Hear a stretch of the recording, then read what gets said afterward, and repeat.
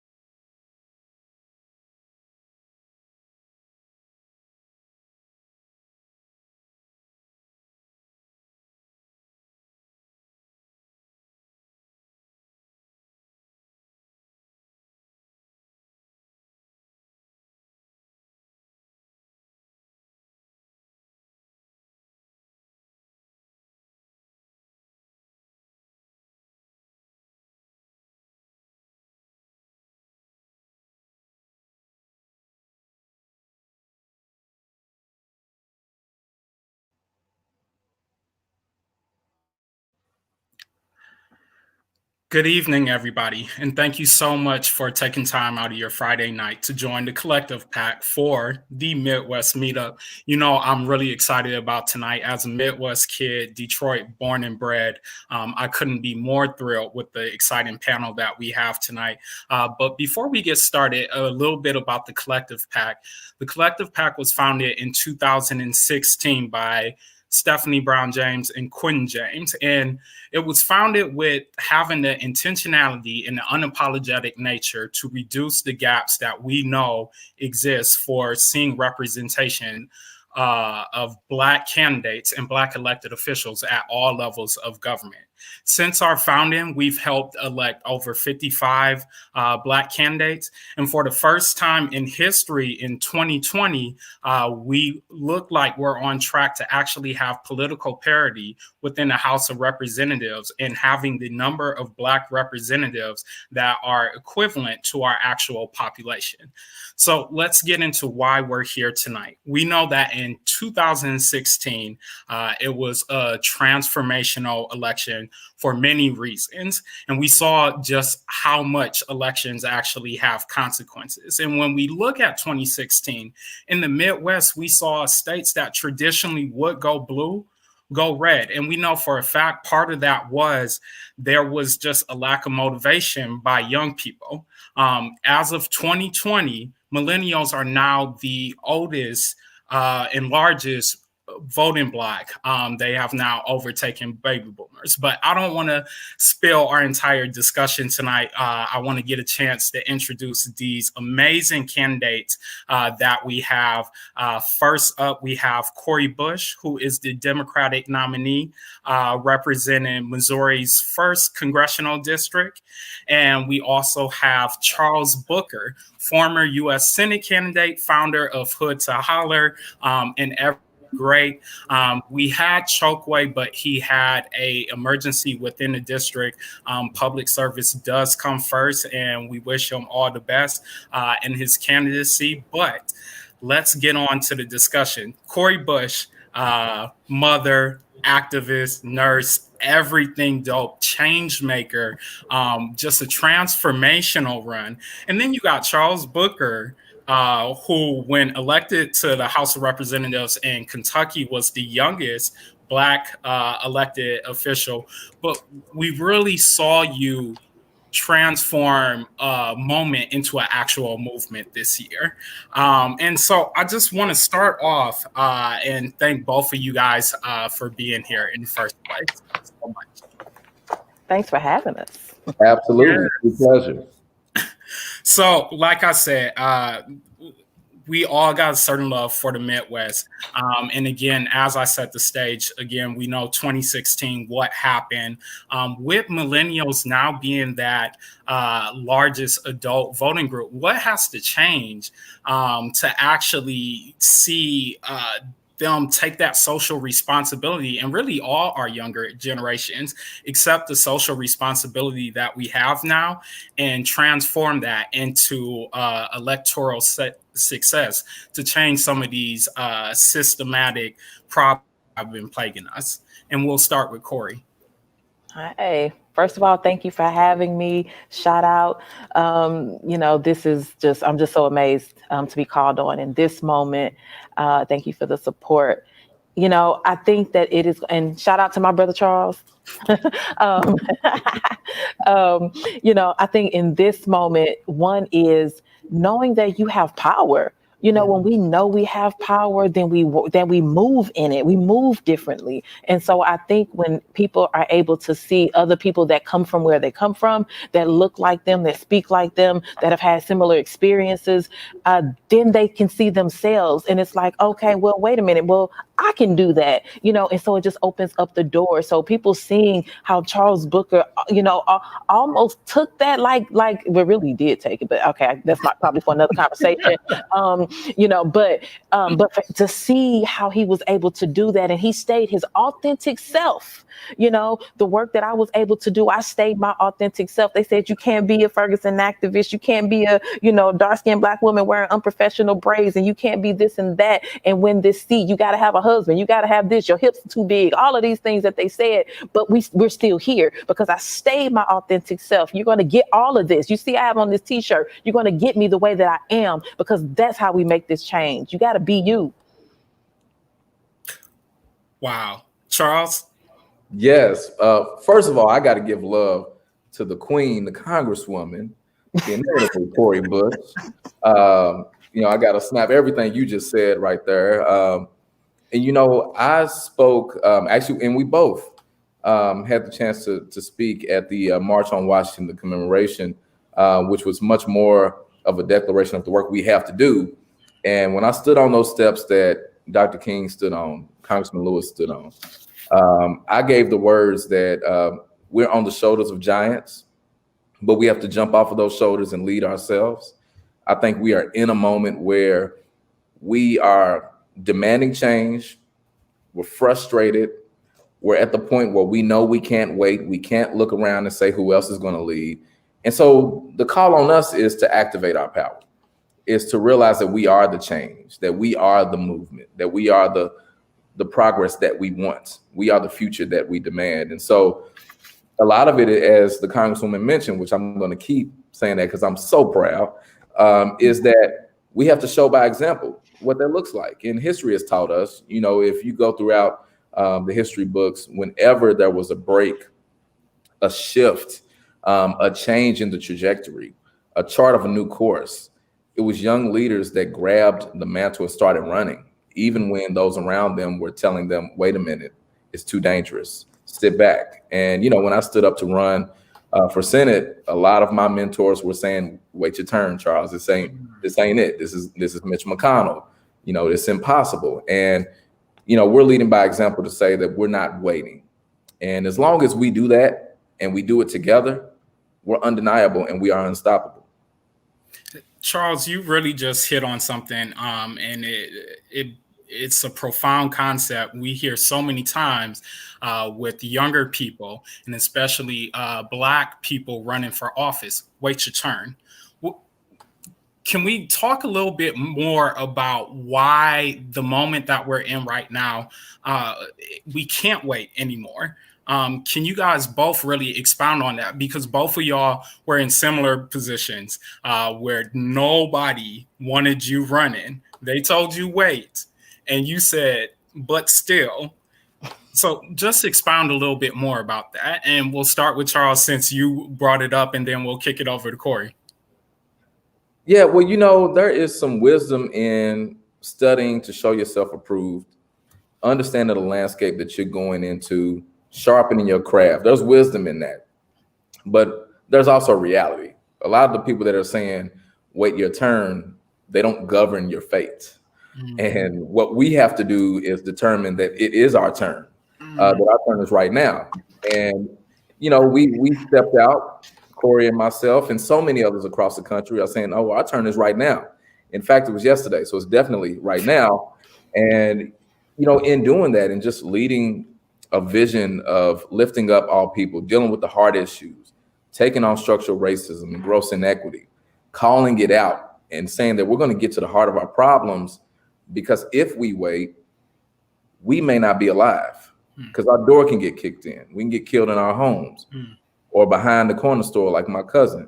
So we can't wait. And I think it's a matter of understanding that throughout history, there are going to always be those times when leaders have to show up and grab the mantle and run with it and not wait for it to be handed off.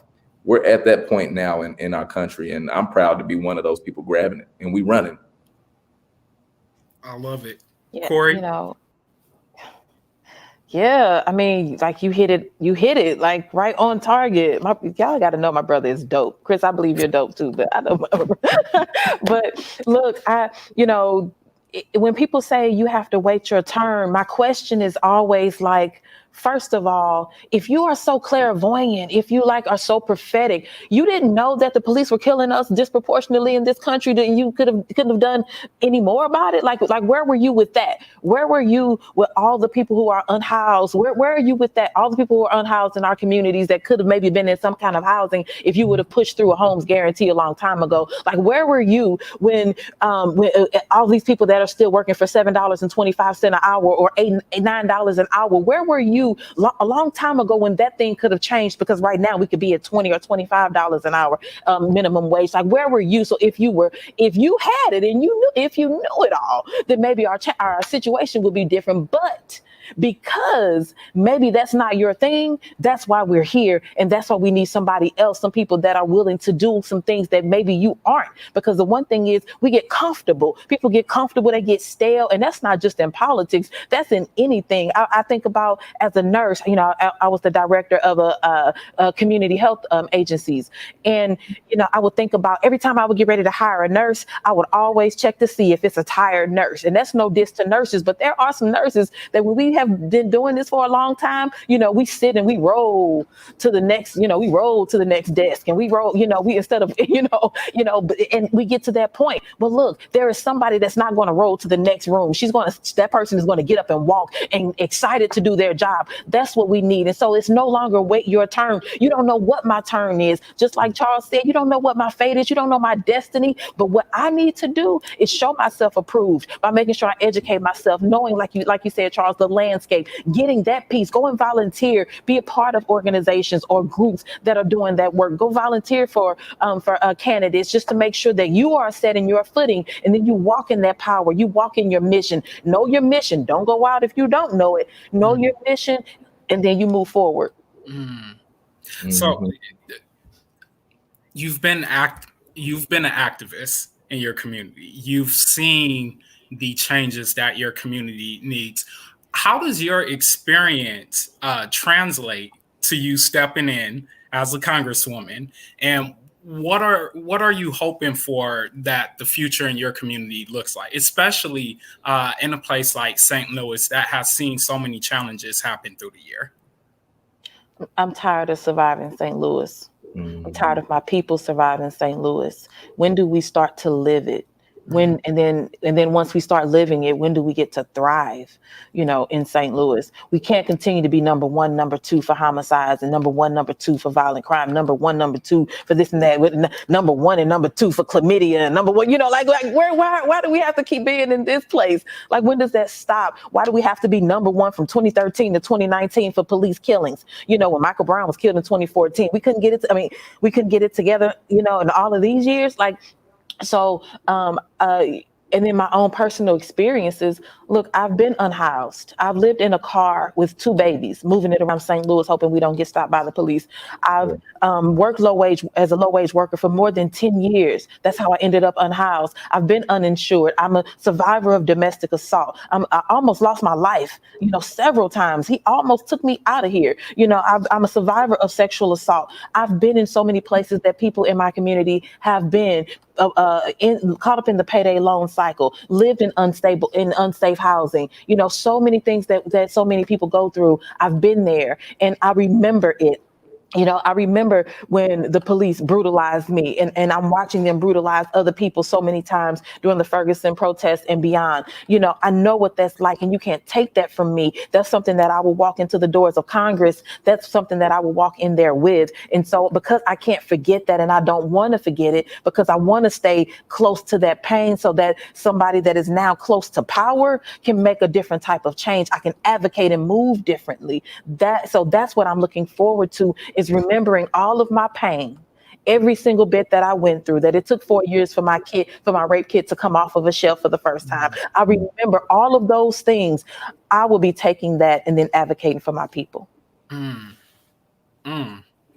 I feel like that was a whole sermon, but It was. touches on so many real things when you talk about having representation that understands what you live through every day. So, and you're no stranger to this either, but even in not having success in your election, you didn't stop there. You took all that momentum and you transformed it into something really transformational to actually attack the systems that have been plaguing Kentuckians and just everyday Black people. So talk about a little bit what brought you to that moment to take that momentum and make it into a movement and not stop, even though you didn't have the title. And then how can young people tap into that and engage with you with what you're building with Hood to Holler? Absolutely. And, first, just to honor the Congresswoman in her words and her testimony and her truth. I hear Congresswoman Ayanna Pressley say it a lot, that those closest to the pain must be closest to the power. And it is so true, and it's so relevant now because we need people in positions of power, of decision making, to use those capacities to invest and uplift the voices of people that have been ignored, abandoned, forgotten, and essentially weighed down and crippled by generations of inequity and racism. And, for me, I never intended to run for United States Senate. I never intended to run for the Kentucky House of Representatives. I just want things to change. And I know that we need people in these spaces that see us, that hear us, that give a damn about us, that see us as more than statistics on a piece of paper. And, I come from the hood, west end of Louisville. Louisville's still one of the most segregated cities in the country, and we rival St. Louis in a lot of the negative indicators of a good quality of life. And, for me, coming from a community that is always talked at and talked about and condescended to and dismissed, I wanted to be a part of that change, however that looked. I don't come from politics. Both my parents dropped out of high school. We struggled my entire life. And as the Congresswoman told the story about her sacrifice for her children, you sound like my mom. When we lost our house, and my mom was doing everything to make sure that I could get to school, even if we had to borrow clothes and they were too big for me. And, carrying the trauma, carrying the pain, living through it, even now, allowed me to see that this work is about transforming generations, that it is about ending poverty, that it is about grabbing racism by the roots and pulling it up.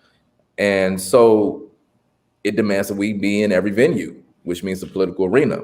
And, this campaign for U.S. Senate for me didn't start my work. It helped us to tell the story of what we had been doing, and now that although the primary didn't end in my favor at the ballot box, the work goes on because we have to build the infrastructure that will allow more people in the forgotten places. That's how I refer to my community and place in Appalachia, across Kentucky, and so many across the country feel this way.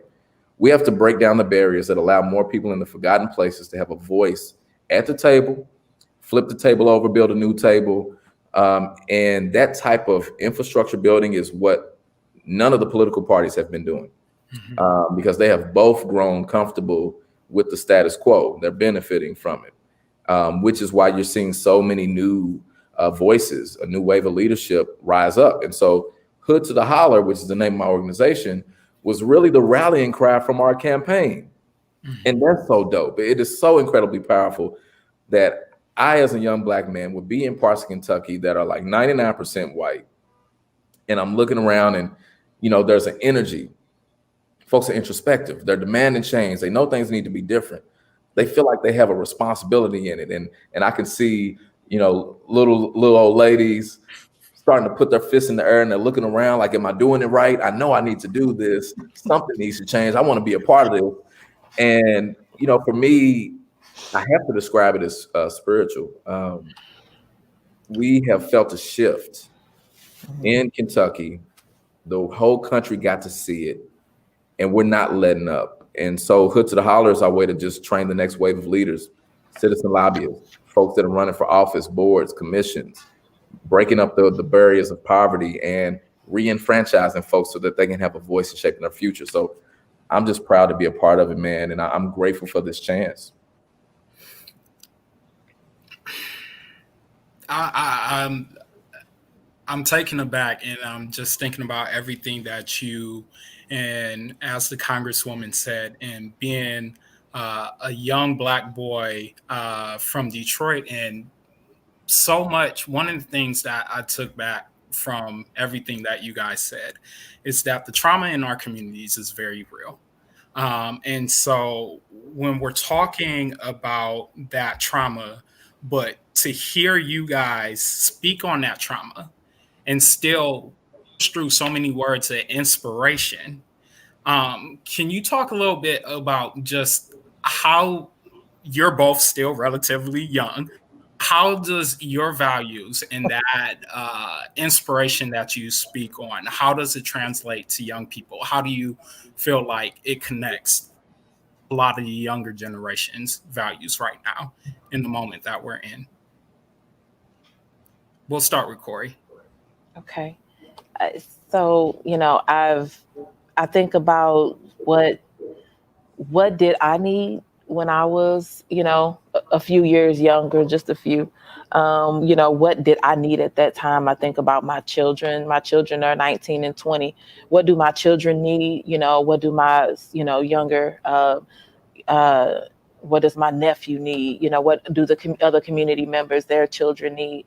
And when I think about the things, though, I always start off with my own personal experience. And let me say this, what we've been talking about, Charles and I are not saying that you have to come from trauma in order to do great things. We're not saying that.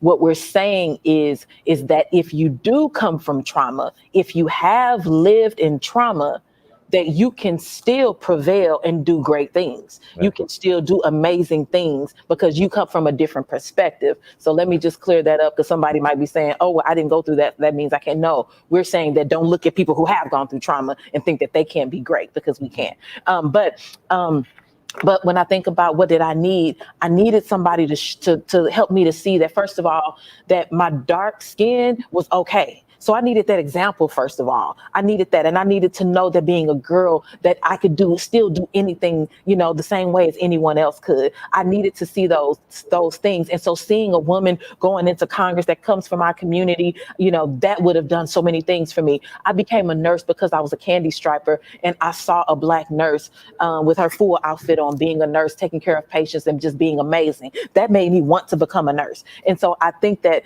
I think that that's how we That is one way we expose them to this. Charles going into a high school, going into a middle school, going into an elementary school, saying, sitting with the people, going to lunch with them, saying, hey, this is what this is who I am, and this is what I do, playing basketball or soccer, whatever it is with them. That's how we do it. We expose them, because I know that you don't want to go to school, and you're looking at going to college, but you don't want to go and have all of this student debt. I know that you have to probably take care of your little sister when you get home, because mom has to work 2 jobs. So I want to help give mom better wages, so that she won't have to work 2 jobs, so that you can have the time to be able to be a kid. So that's how we connect, because I'm looking at what I needed and what other people have needed and what people need right now. So we're looking at that and trying to make a better life for you. You need equity in everything. It shouldn't matter what your zip code is. You should have a quality education regardless. So that's what we're working for you. You need liberation. You need to be free to be able to walk out your door or sleep in your bed and know that the police is not coming to take you out, and that it's okay that they could get off, that they're able to do this with impunity. You have to know that we need to offer that to you. We need to build that up for you. So those are just some of the things. You need an economic justice. Like you need to be, you need clean water, clean air. I know that you like to drink water. Well, this is what we need to make sure that you have. So that's how we connect. And then the other thing is, we don't need to assimilate trying to be 18. If I'm not 18, I don't need to try to act 18, but I need to understand where you're coming from. I need to listen to you, and we can have this dialogue. I think that's the problem where we miss it. We want to try to act like a certain thing in order to be like them. I'm just going to be me. And if that, and it's something on the inside of me that's going to identify with you, that's why we're exposed to one another. I truly believe that, like, if I know that you have something, and if I'm brought into it, it's because there's something that I have that I can impart something, and you can impart something back in me. I feel like you guys are giving a TED talk, not just for how to engage with young people, but definitely how to engage with Black folks on the campaign trail. Charles? Listen, this is feeding me right now. I think that, and this isn't just for young people, I think this is ringing true for everybody, especially in the political climate now, where folks are wanting to know that people that are seeking leadership, that are seeking their vote, are authentic, that can see them, that hear them, not trying to imitate or walk in their shoes. Like you don't have to fake it. You're not here to BS, but that you understand and you see them. And that is how I was able to and am able to connect with, rural people that don't look like me, don't have a lot of the exact same lived experiences I do, but because I see them and I show them who I am, I show up as my authentic self, I shine my light, and then I listen and I elevate them. And young people just want that too. Our voices matter. We deserve to be represented and accounted for as well. We are critically important. We're brilliant. We're valued. We're valuable. We just want leaders that honor that and understand that, and don't treat us as if, our voices are an afterthought. We don't know enough. So you just come take notes. You just come get the coffee. We'll bring you in at the end so that we can pat ourselves on the back and say that we engage young people. No, young people deserve to lead just like everyone else. And it's a matter of being able to tap into the power of their lived experiences, the power of what they see and how they have engaged issues in ways that other generations haven't, and embracing that. And so a big part of it too for me is, and the Congresswoman laid it out, and it was a story for me. I went to intern on the Hill. I interned for Congressman Gregory Meeks out of New York, and I hustled my way into that internship. That's how I got to meet a lot of folks with Collective too. And when I was there, a lady, I'm not gonna name her because I didn't get her permission, but she's super dope, let me crash on the floor. She didn't even know me. And we were talking about the Hill and how I could get a job there, because I just wanted to get in these spaces. I've been trying to infiltrate all these spaces since I was old enough to realize we got to be there. And I didn't believe that it was possible. People started saying, well, Charles, why don't you consider running for office one day? And I'm like, well, that sounds okay, but I've never seen that. I don't know what that looks like. People don't do stuff like that where I come from. And her response was, "That's why you should do it." And I walk in that because I know that there are young people that are looking around that have the same lived experiences I do, had to ration insulin, had cousins murdered, had family serving life, been homeless, seen their mom go without eating, have seen like the lowest of the low. And I want to show them as a living witness that they are critically important and that they deserve to lead. And so they fire me up to do my best because I know I'm just blazing the trail for them to come kick the door in.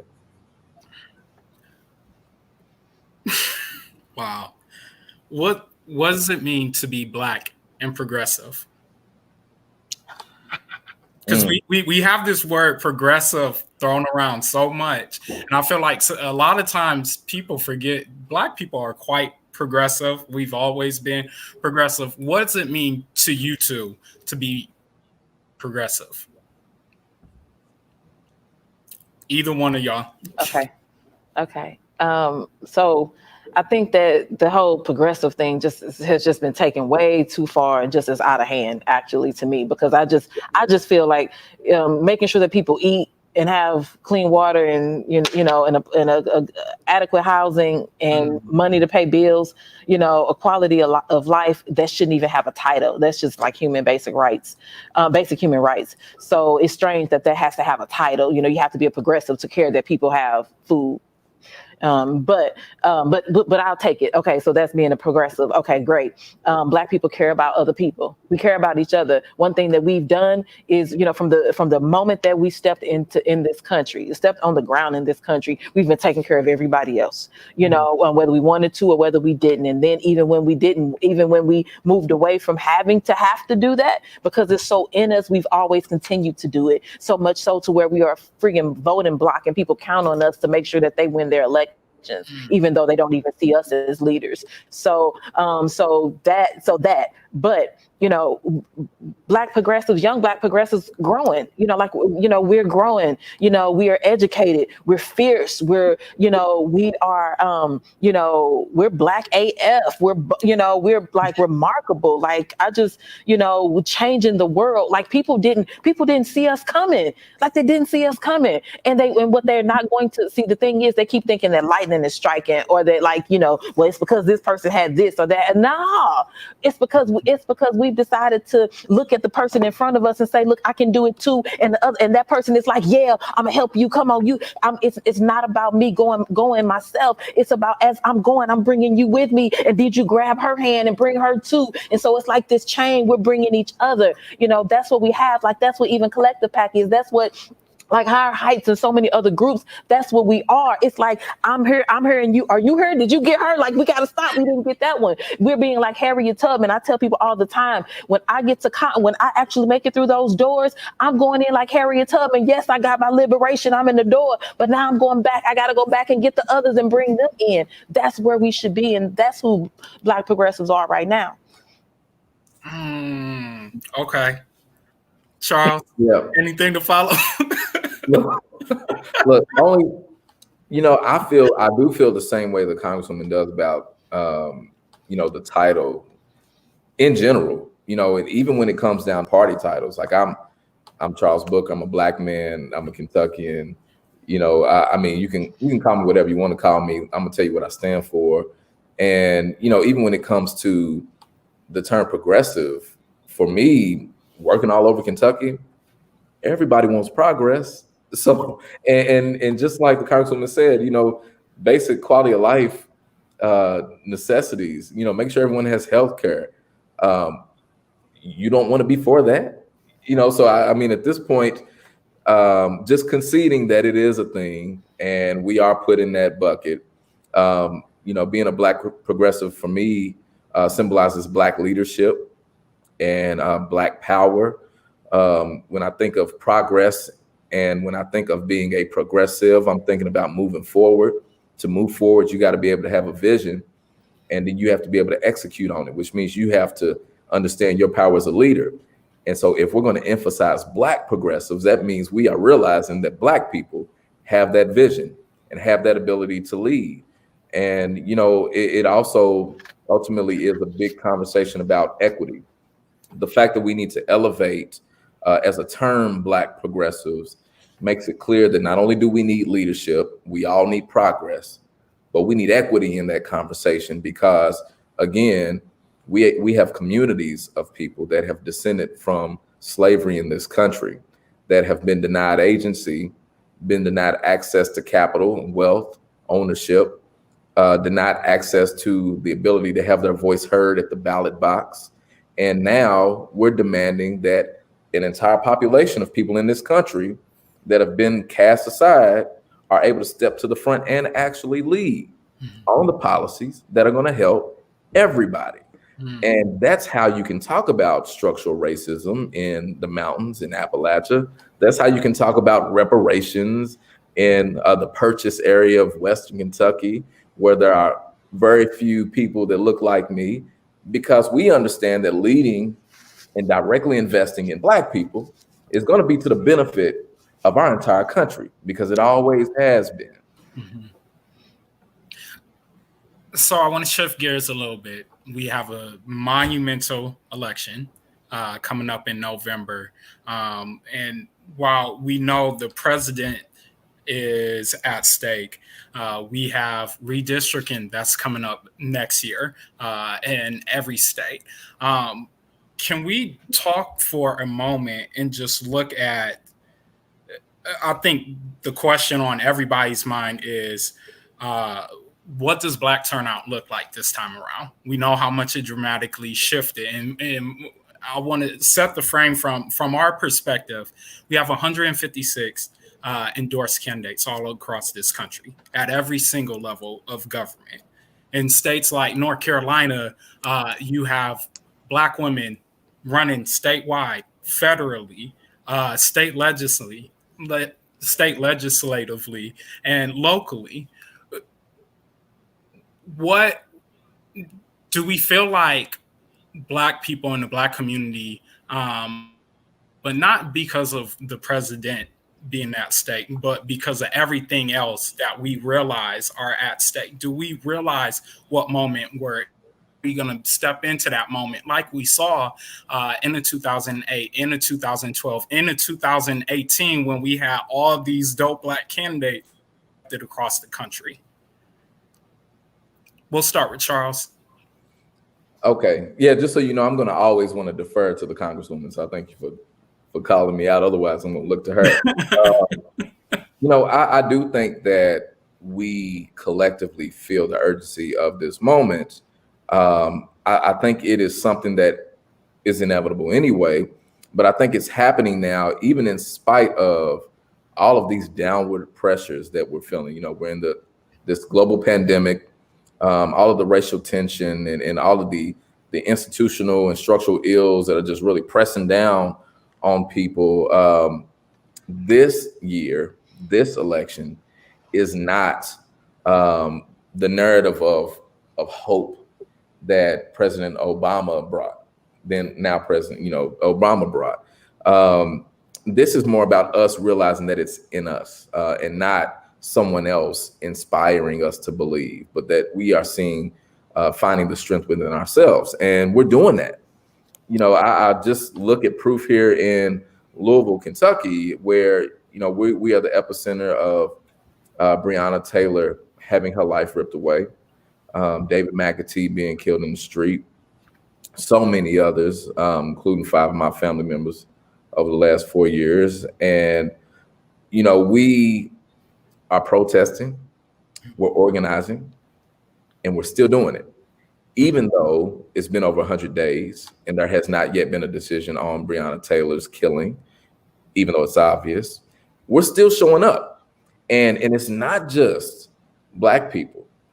There are people from all walks of life, all ends of the spectrum that are showing up to support, to stand behind, to stand beside, and to stand in front in the case of facing law enforcement.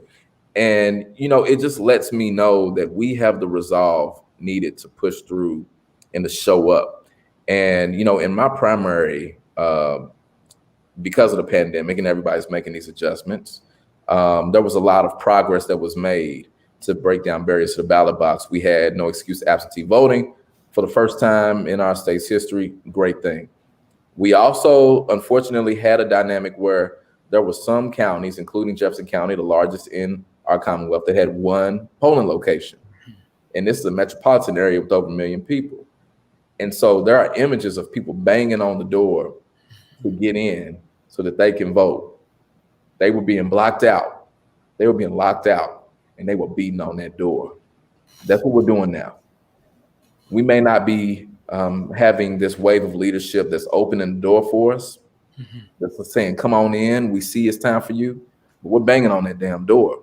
And so I believe that we will have the turnout we need to, of course, get rid of a Donald Trump, but then do the real work that comes once he's gone. Congresswoman? Yeah, absolutely. Yeah, I think that also looking at what has happened in our communities, directly to our communities over the last few months, even if we just take COVID-19 and how that was able to just come on the scene and ravage our communities and ravage communities that were already many communities that were already struggling, communities that were already lacking resources and were just in some very disadvantaged situations, and communities that were already fighting for more, for just to have a standard, then we're knocked down with COVID-19. And what COVID-19 showed us was that, healthcare status should not be, in my opinion, and it looks, if it walks like a duck and quacks like a duck, it's a duck. If healthcare should not be connected to job status, because what has happened, so many people have lost jobs and they've also lost their healthcare. People that need their medicines, or people that needed their medications, like Charles said, rationing, like Rep said, rationing their medications. That was happening before COVID-19, and now what's happening? Now it's even worse. So many people have lost jobs. So many people are now living on the street. Crime has risen, in so many areas because of just so many things. There's so much desperation happening. I think about one part of my district back in July. I didn't even look at August numbers, the full of August numbers yet, but just in July, in one part of my district, we have 53 murders in a place where it's only 300,000 people, but it's 53 murders in just one part of that area. That is, and so people are just at the point where they are like, knowing that something else has to happen. And even if I didn't pay attention to politics before, even if I didn't want to hear it before, even if my grandmama would drag me to the polls, or my wife would make me come to the polls, people are looking now and they're like, okay, now I need to exercise my voice. And then there are some that feel like, the presidency doesn't matter because it's, some people feel like it doesn't matter. Well, for those that feel that way, there are other names on that ballot. There are other seats. There are ballot initiatives on that ballot that we need you to step up and stand up for. And I always say this, as a community, if we care about making sure that our children come home, if our loved ones, come home at night, if we don't, we keep having to have this talk. Brianna didn't get that wasn't even a talk situation for her, but if we're in this position and we know that this is what the landscape has been, then why not make sure that we are working to put people in office that are going to be more towards that are going to fight more towards our interests? Because when we don't do that, somebody takes that seat anyway. And I say this all the time: when you walk outside of your door and your light is out, and crime happens a lot on your street, but the street lights is what you had, and now those street lights are out. You can't call the president for the street lights, but you have to call that local elected official. That's the one that's going to make sure that street light gets back on. And so you need to care about, if you don't care about the presidency, which I hope you do, you got to at least care about those local and state positions. And you got to care about how many days do my children go to school this month? We'll go to school in a week. There is somebody with a pen that makes that decision. It doesn't fall from the sky. Like there is no ghost that makes that happen. That's a person that had an idea, that took it to their friends and colleagues and then made that thing happen. And now you got to walk it out and they don't even have to. So that's why. So I think that people are waking up to that. Our community is waking up to that. So I would say that for those that have not and that feel disenfranchised right now, you got to know your vote matters. You got to know that you have to show up, because the reason why the rhetoric, the propaganda is out so deep to tell you that your vote doesn't count is because it does. And remember this: somebody gets paid for that position. Somebody's getting paid to do that work. It's not a volunteer position. Some of them don't get paid much, but it's not a volunteer position. So somebody wants it for a reason. So I think that we are waking up to that, and that we will be, well, some of us were already there, but more and more, I think we'll be at the polls. So one of the things we always say at the Collective PAC, in order to change these laws, you have to change lawmakers. And I think when we're having a discussion, especially with young folks, one of the biggest prominent issues right now is criminal justice. And it's been that way for a while. And we know it's a broken system. And it was designed a flawed system in the first place. And so, and having both of you on, we can't go by without mentioning Breonna Taylor's name and Michael Brown's name and all these names that became hashtags that should have never became hashtags in the first place. Right. What does criminal justice reform look like? Does it take to get there? We know we got to get better prosecutors in there, because still currently 92% of the prosecutors in this country are white. But what does comprehensive criminal justice reform actually look like for us here? We'll start with you, Congresswoman. All right. So like you said, we have to get, we have to have new prosecutors. We need better attorney generals. We need, I think every system has to be shaken. Honestly, every area there has to be change. We do need to change out some of these people that we have in these seats. But one thing that I think an area where we miss it sometimes is, do we follow the money? We got to start following the money, because it's not just, it's so much power. When we talk about criminal justice reform, there are so many stakeholders. There are so many people getting fat. There are so many people that are profiting off of this, that if we don't start looking at who those people are that are getting the money from it, then the rest of the people that's doing like the footwork won't even matter, because they'll switch them out for somebody else that can do the same footwork. So yeah, we have to tackle every level. So we need to make sure our local, state, and our federal elected officials are like-minded and want to see change. That change being that we end cash bail, that we close these debtors' prisons, that we demilitarize the police, that we make sure that there is real real training, against racial profiling and implicit bias training. That's not just 9 hours a year. Making sure that there are real psych exams for police officers that are not just once a year or once every few years, that thing is actually happening a lot more often. And also that what are we talking about with police training? You want to become a police officer and you get 16 weeks of training, you get 20 something weeks of training to be a police officer. We have to rethink that. Like that's crazy. Like somebody that wants to do hair. If you want to do hair, you have to go to school longer than that. And we're talking about police officers only need just a few weeks of training. So it's just like so many different areas. Also, all of that is going to touch on Wall Street. We talked about, we put something out on social media talking about Wall Street and how Wall Street benefits, they profit off of police brutality. Like they get money, they get to capitalize big time off of police brutality, off of the murder of Black bodies, And so when we think about what happens to our police departments, and we look at these foundations and how they decide, okay, well, we're going to toss you this money. We're going to, we back the blue. Okay, back the blue. But how are you backing blue when when there are no actual blue people, but you're making sure that you're backing the blue is really blue, the blue people, that what people look like when they're in the morgue. Like that's the only blue I'm thinking that you're backing, because really what's happening is when you're these foundations giving this money to these police departments, allowing them to stay quiet. But anyway, that's a whole other thing. And then lastly, I'll say, it's what about that registry? We need that database. We need that federal, we need that national database that's not only for police to be able to check on other police officers so they can, when they try to move around because of misconduct. No, we need regular people to be able to see that.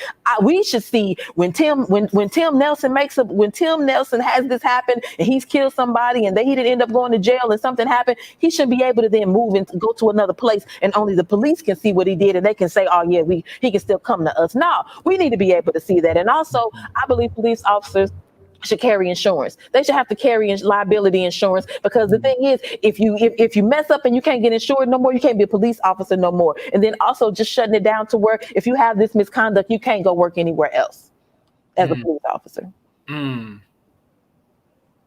Charles? You know, so to build on, and I'm glad that you asked the Congresswoman to go first, so I don't have to repeat a whole lot of that. To build on that, you know, I think when you think about reform to our justice system, you got to look at it in several different ways.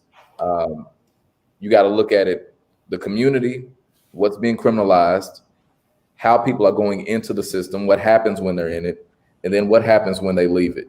And so you have this universe, and there are reforms needed throughout every step of that process. But then you have to step back and say there's a bigger conversation. And, you know, when we talk about the police and their ballooning budgets, where in a place like Louisville, our police budget accounts for more than all of our other city agencies combined, I am pushing the message that we need to fully fund public safety. We need to reimagine it and fully fund it, because giving police all the money is not making our communities any safer. And what it really is a conversation about holistic investment, you know, and all the social determinants of health, all of the things that would determine a good quality of life, built environment, education, economic opportunity, the fact that, again, poverty as a policy choice is perpetuated and continuing through generations, and then we criminalize it. So we create this cycle where families are broken over and over and over again.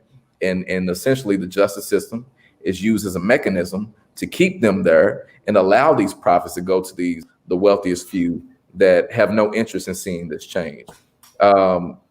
We have the chance to do that work now, because I think more people across the country are looking around and paying more attention.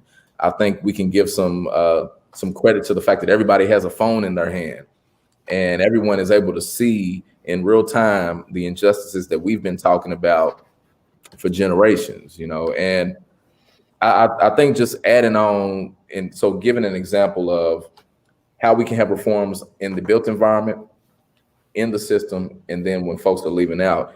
I'm a big supporter of legalization. And I was a lead sponsor for that here in Kentucky.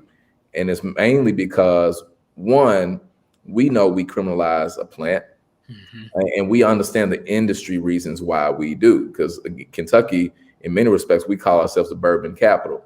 So you can get a whole lot of bourbon, and you can smoke your cigarette as much as you want. But we can grow hemp and cannabis better than most any other place in the country because of our climate and because of our landscape.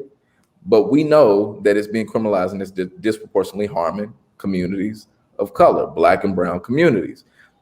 But then also there's the economic component to that.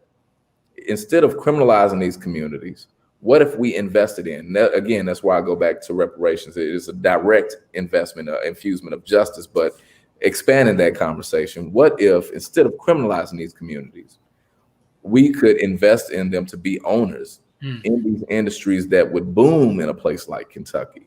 So now not only are we reforming our justice system, we're transforming our economy at the same time.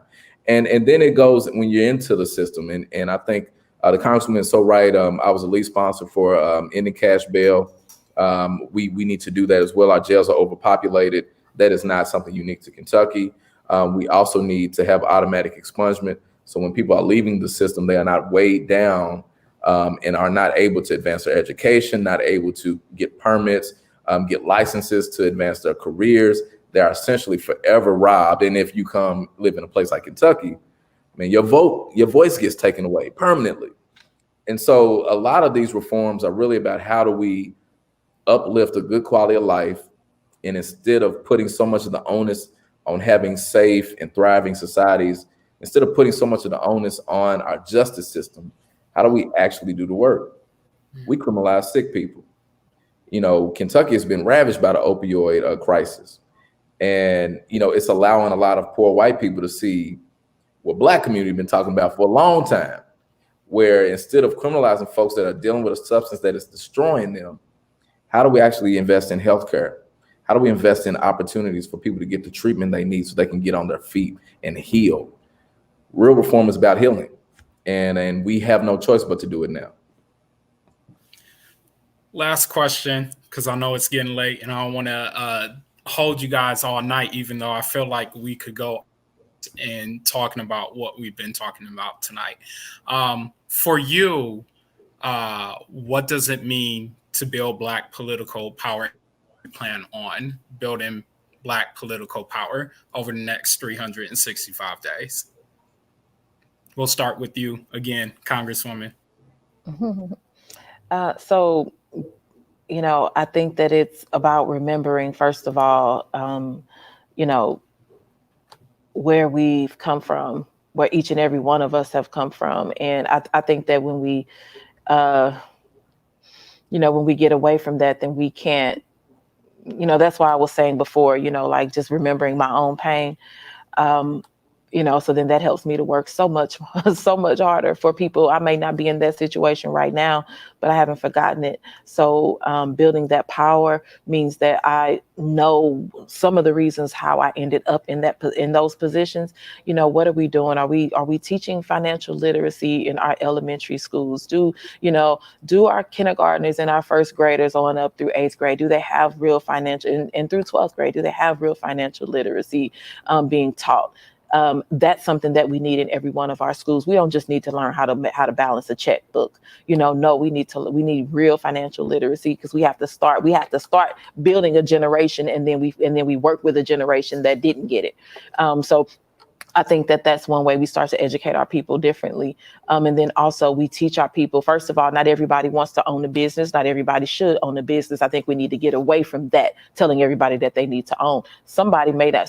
People may be okay with working for businesses, but those that want to own businesses, are we putting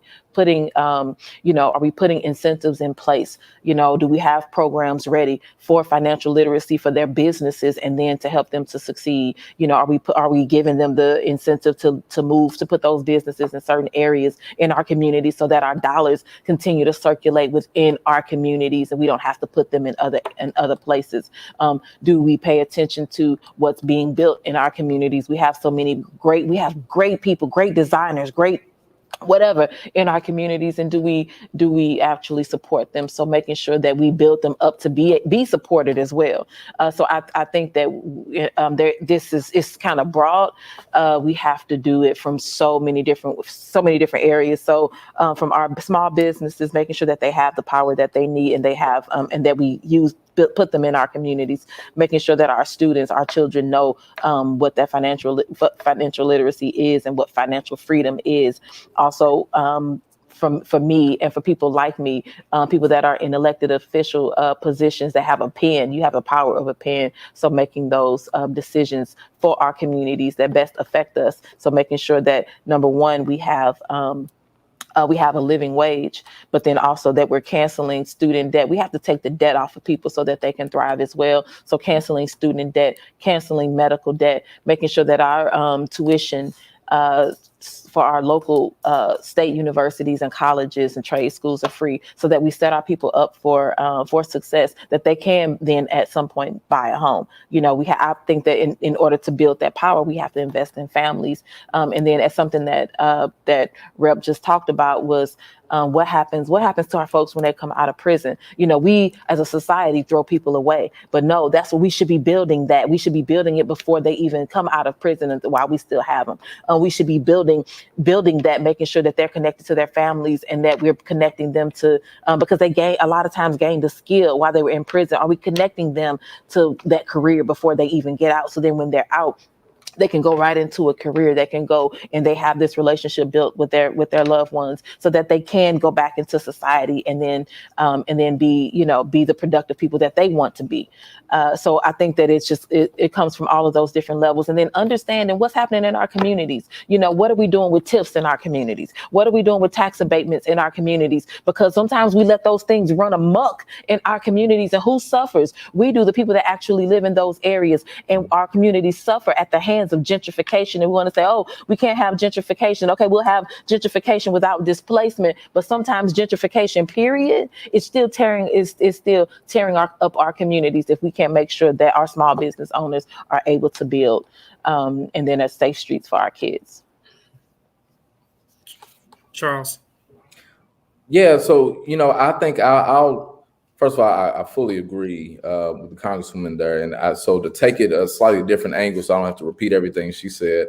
Um, Building political power for Black people now, for me, is Oh, I'm about sorry. You said political power. I thought you said economic power. Oh well. You still touched on everything. You're welcome. one in the same. Um, what I think it represents for me now is our ability to organize and activate our power. We already got it. We need to organize and activate it. I was talking to a group earlier today, and I said that this is a moment for the organizers. So everything that we are frustrated about, the things that we want to see changed, the things that cause us trauma, the things that pissed us off, are points. They're access points for us to lift our voices, for us to organize, for us to mobilize, and for us to do something about it. And this is that time where we have to lean in. We got to show that. And, it's critical that we have people that run for office that understand, one, that honor the humanity of all people, but especially understand and honor the humanity of Black people, those that have built this nation. We need people that are in position of leadership that will account for their humanity, for their cries. But we also need to, as citizens, as people, regardless of your citizen status, be able to organize and lift our voices to demand that accountability. That's what this power building feels like and must be. That's the part that I'm trying to feel with Hood to the Holler. We have to help people understand. And I think we're at a right moment where we can do it. And as I say that, I think about Ferguson. And I think about the years and years of people showing up. And, as heavy as the reality is that we have been down this path for a long time, this is different. This is what I call an inflection point. And I believe that in part it's because of this perfect storm of everything happening in our country. It's giving us the chance to wake up as a nation. And Black people are going to be at the center and at the front of that, and so training people to be lobbyists, not these corporations, training folks to pursue leadership, helping people understand the power of relational organizing so that when we show up on an issue, we can activate the people around us. We have to counterbalance all this big money in politics. We have to counterbalance this notion that says only the certain few that come from this certain set of lived experiences deserve to lead. And, whether that is through the Democratic Party, whether that is through the creation of a new party, whatever it is, we have to be about building for us now. And, Black people aren't a monolith. We have diverse views and opinions and needs and demands. But in this moment, and this is why I say we need a new Southern strategy, we have to lean into our common bonds. Not even just across racial divides, but even as Black people, we have to lean into our common bonds and say that in order for us to win our future, we're going to fight for these core values.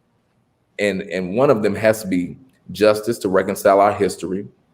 One of them has to be making sure we break down barriers of inequity, of opportunity, which means everyone should have health care, which means we do need a universal basic income so that your value as human beings is not tied to your employment. It means, yeah, we do need a Green New Deal. Matter of fact, we need one that has an equity lens because we are disproportionately harmed by the ills of environmental racism in communities like mine.